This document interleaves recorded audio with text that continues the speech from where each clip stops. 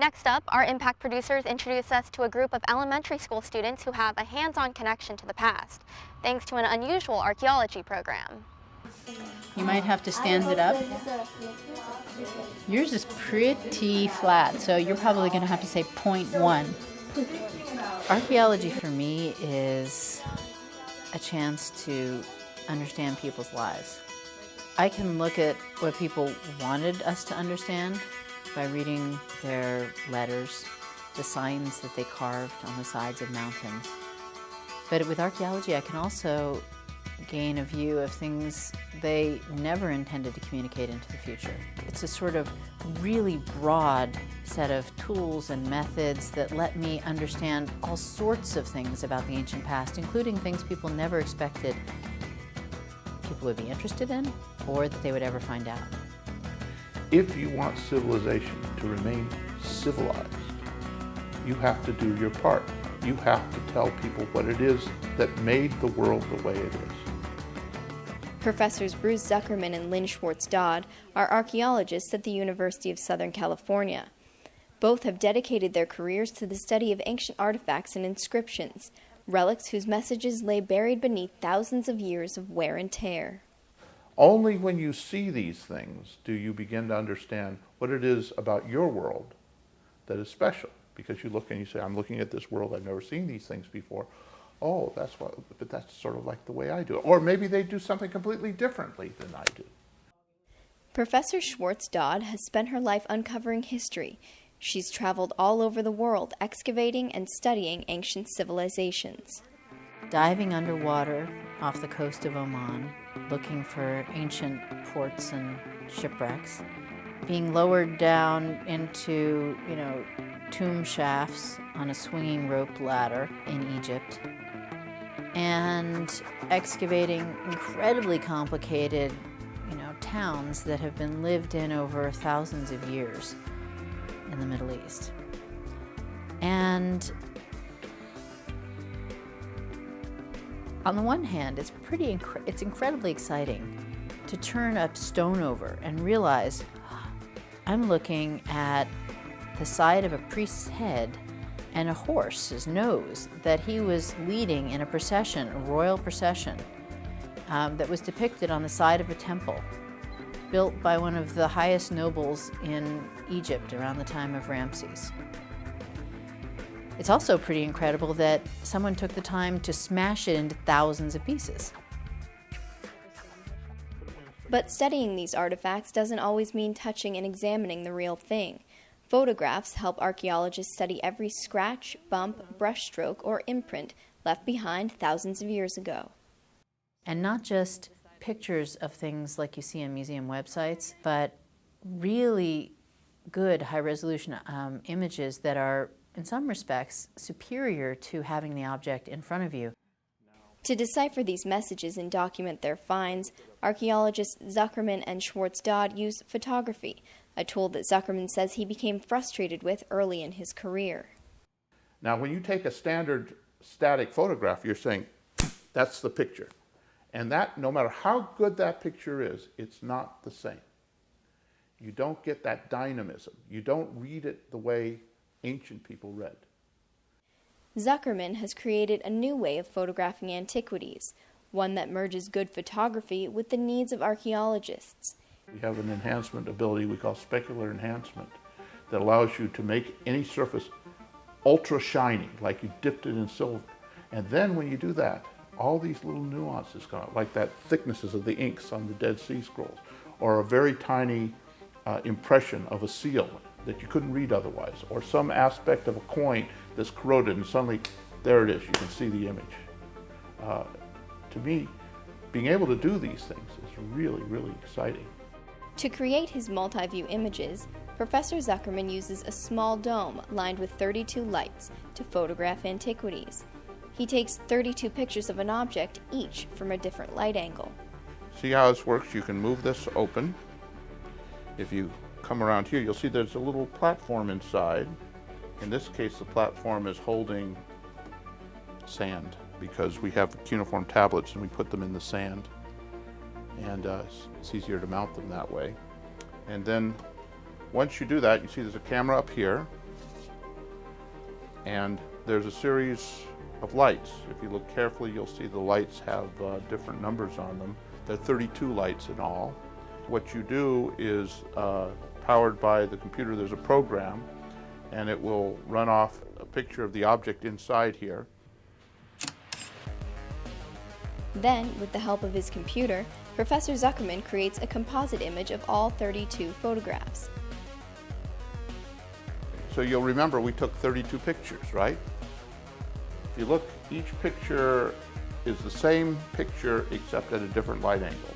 Scholar, if he's holding a cuneiform tablet and he's trying to read it in whatever light, he'll tilt it around and look at it this way, which is undoubtedly the way they did it in ancient times. Now, with the dome, I can take and I can build these variable light pictures. Put it over here, shadows over here.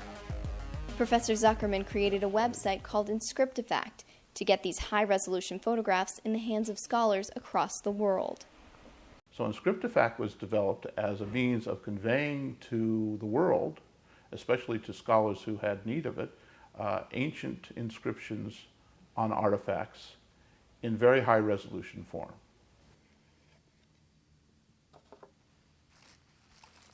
This is a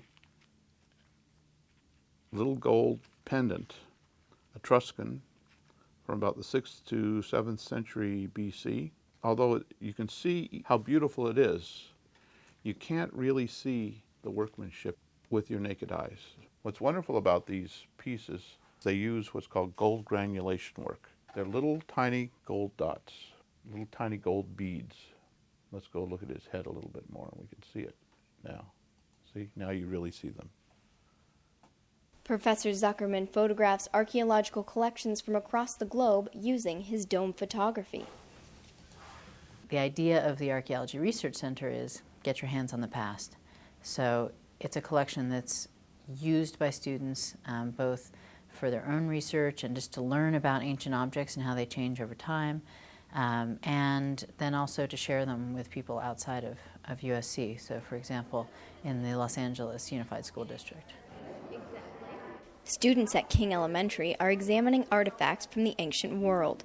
Frying pans, oil lamps, and even a 2,000-year-old sweat scraper. It's part of a partnership between the Los Angeles Unified School District and the University of Southern California called ArcSmart, and it's bringing archaeology to life in the classroom. If you can get young students excited about the idea of history, give them something interesting and tangible, things that they see in textbooks that might not be so vivid, they're going to have a totally different trajectory in relating to all of the history lessons that they get from then on. Here's what archaeologists face all the time. We need to understand how to make order out of this chaos. So here's the basic principle, that things which are more similar are likely to be closer in time, and then we ask them to apply that. And so the students take, for instance, Coke bottles or ancient oil lamps in which olive oil was burned for light. And they'll put them in order. And from 2nd grade to 4th grade to 6th grade, they can do it. It's an opportunity for them to learn some skills which are sort of scientific foundation skills, and to be excited by having hands-on access to real artifacts. Because that's the delicate part. The artifacts brought into schools for ArcSmart are part of a collection that belongs to the Los Angeles Unified School District's Art and Artifacts Collection, a treasure that few people know even exists. On a regular basis, I get a lot of surprised reactions when I tell people that LAUSD has an art and artifact collection. It's sort of the best kept secret. Although I don't want it to be, I've been doing my best to tell people about its existence and provide access to it. Leslie Fisher is the curator of the Art and Artifacts Collection at the Los Angeles Unified School District. The collection is very large and eclectic. In photographs alone, we have over 100,000 photographs. I know we have 300 antiquities, and then there are a variety of California plein air paintings, instructional tools, district records. Venice High School acquired the collection in the 1920s. When there was no longer space at the high school to house the collection, it was moved to a district building and lay untouched until recently. So the earliest go back to about 2000 BC and up through about 2000 years ago. We have a lot of artifacts from ancient Rome, a few from Greece, as well as Mesopotamia and Egypt. So there are a bunch of coins, cuneiform tablets, which are made out of baked clay, anything from a spearhead. We have some sort of more fun items. We have some die made out of bone, dice for playing games. There are some needles, scales, jewelry, lots of jewelry. I'm really happy to be back. Computer program that we do at USC, we take pictures with the light from all sorts of different angles. And then With Inscriptifact, kids can access high-resolution images of all the artifacts they examined in class with just the click of a mouse. Imagine this, you go into a classroom, you've got real objects from the ancient world. You've got students, our undergraduates, explaining these objects to the 5th and 6th graders. And we've got really super duper images that they can look at. And even after the objects are gone, they can still look at these images. What we're trying to do is make the ancient world come alive. Inscriptifact is an important partner in ArcSmart, in part because they have what amounts to the sort of Hubble Space Telescope for the students to use in their classroom. So they can see things in the artifacts they would never be able to see just by holding a magnifying glass in regular light. Oh, they think it's so amazing. I mean, it is. I mean, you don't have to be a child to appreciate how it is amazing. It's the juxtaposition of seeing the actual artifact in the same room and then seeing it on the screen. I guess the assumption is, what better than the human eye and the human hand to see something, But when you see what the technology can do and how powerful it is and how it can really enhance the visual and tactile. Professor Zuckerman is continuing to push the limits of photography and archaeology. This is our most fancy gadget. And what it is designed to do is unite two types of imaging technology. One technology is the technology that allows you to turn an object in 360 degrees and look at it. The other is the technology that allows us to move the light around in any way you can.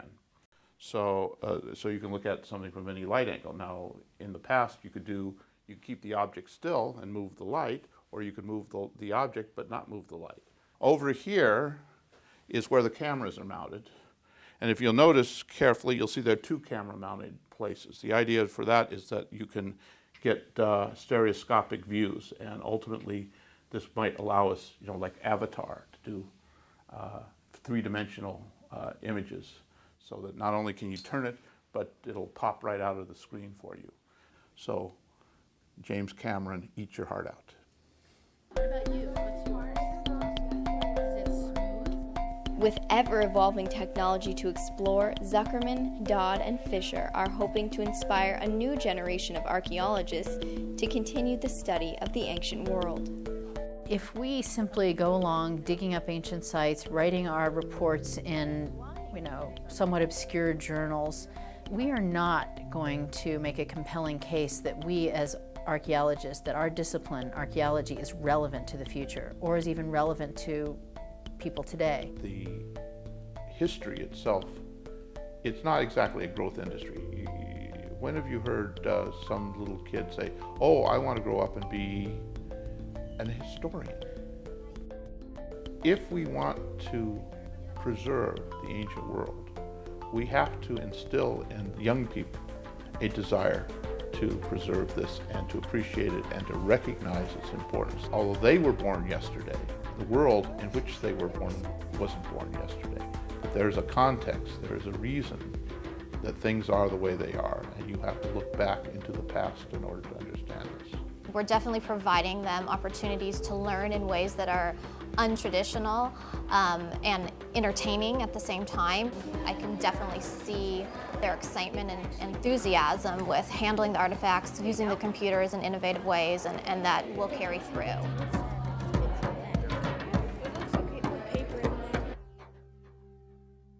That's it for this edition of Impact.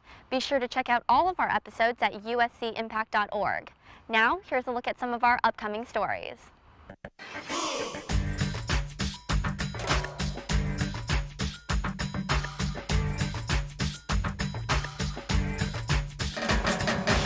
don't create the We stories. don't create stories, We just deliver the pictures.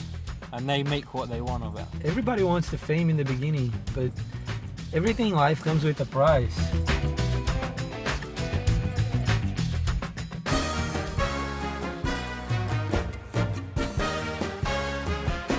Different from a normal restaurant kitchen.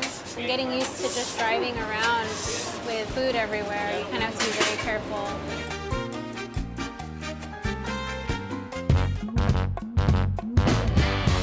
There's a huge graffiti art culture here in Los Angeles. There always has been, you can almost say. It's like there's been graffiti art in LA, it's been a major thing. There's nothing that's ever really successfully suppressed it, essentially.